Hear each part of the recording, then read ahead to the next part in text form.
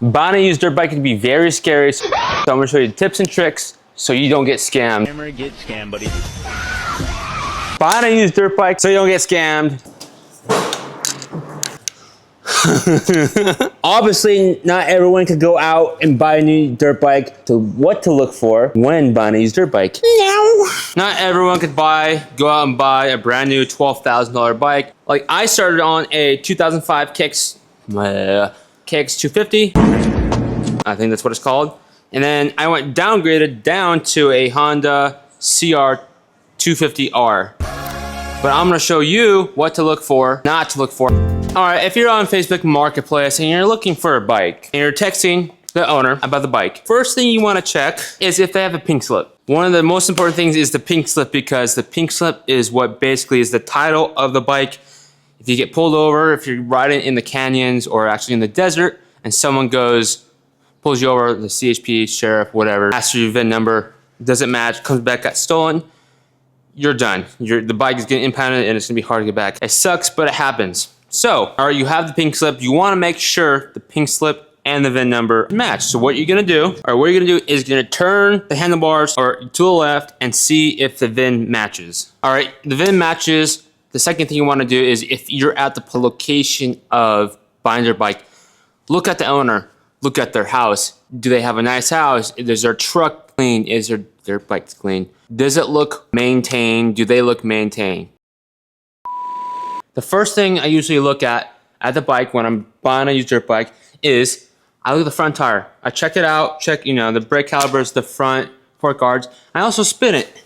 If it spins too fast, you don't want that, because if you're going downhill, you pick up too much speed and you can't control the bike. So you want a front wheel where you spin it and almost instantly stops, just like that. So it goes, stops, goes, stops.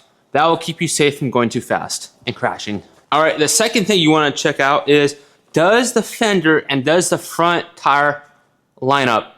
If it doesn't, it's okay, because you could just go like this and then your bike will be fine. It would fix it. All right, second, you want to get on the bike, check the back wheel and spin it. If it spins, you're all good. Another thing you want to look at is radiators, because if radiators are bent, that is not good, because potentially the bike could be running hotter than it actually needs to be.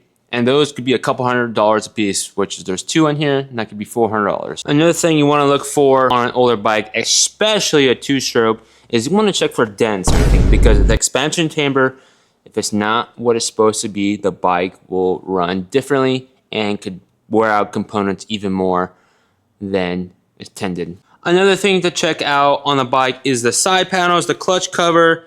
And you want to see how much wear these bikes actually have, because if the bike has a lot of hours and they say it has low hours, these usually tend to go out more, because you're gripping the bike hard as you can, because it's a complete monster. All right, another thing to look for on the bike is you want the pipe to be hot, because if the pipe's hot, it starts first try and you won't have any issues, because you live in California, it's always hot. So after it's hot, you want to try to start it. And once you start it for the first time, when it's cold, you just want to rev it all the way out.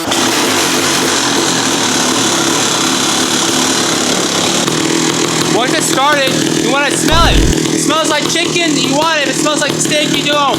You want to taste it with your tongue? Another thing you want to do is you want to ride the bike. You want to go through each individual gear, shift up, shift down, see how the clutch, see if it slips, see if it grabs. Just ride the bike. Ride the bike around the block if the person that's selling the bike is allowing you to do that, because you want to test the transmission, you want to test the clutch and see how it rides. And looking at the actual casing, if they're scratched, dented, pretty beat up, the bike has been ridden harder. And I also asked the owner that you're buying it from, where did you ride, how long you've been riding, and they should say, track, desert, whatever, street. Another thing I forgot to add is sometimes it is better to buy a bike from a pro versus a vet rider, because a vet rider will just JB machine, just rotate it up and it'll be fine. Pro rider, they break something, they have to replace it. They change the air filters every time they ride, like I do, even though I'm not a pro. But like the vet rider, they will probably change their air filter every 3 months or every 10 rides, which is not good, because over time the bike is slowly going to suck in air and potentially scar the motor. All right, that's pretty much what you want to look for when buying a used dirt bike. You can always get a bike that's completely trashed and fully frame it and redo the whole thing, and it will be like new. Yeah, you might spend a little bit more money depending on where you get the parts from, who does them, but you just gotta remember, just have fun. Who cares? You don't need a $10,000 to $12,000 bike to have fun. Yeah, and if you have access to that, you can, because sometimes it is annoying going to the track, wrenching on your stuff, then riding, then braking. But you remember, guys, just have fun out there, be safe, like and subscribe, because I don't say that ever, and none of you subscribe.